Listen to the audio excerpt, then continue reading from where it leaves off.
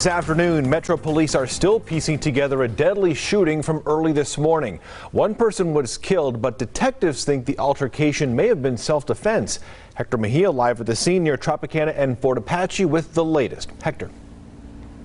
One person is still on the run. Police believe he was with the man officers found murdered right behind this In-N-Out drive-thru, which is now back open for business.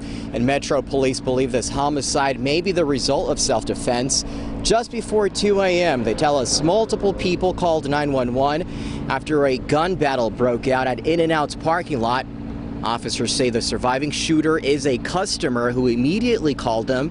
He said he was eating outside not far from the drive-thru when he was approached by two men. An altercation escalated to a shooting between both groups. More than a dozen gunshots sprayed across the parking lot. One man in his 40s is dead. The customer was in custody but not under arrest. A motive for the initial confrontation is still under investigation. Don't know what led up to the shooting.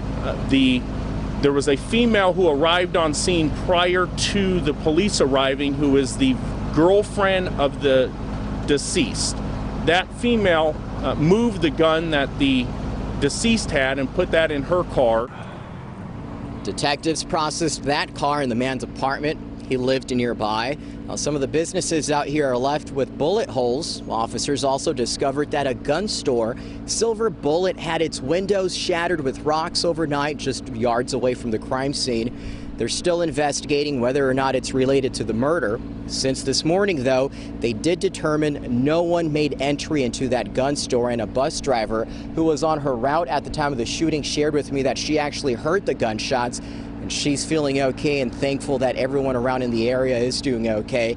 As far as the people involved, well, we're told by police none of their names have been released yet. Reporting from Torrey Pines, reporting near Tropicana and Fort Apache, Hector Mejia, 8 News Now.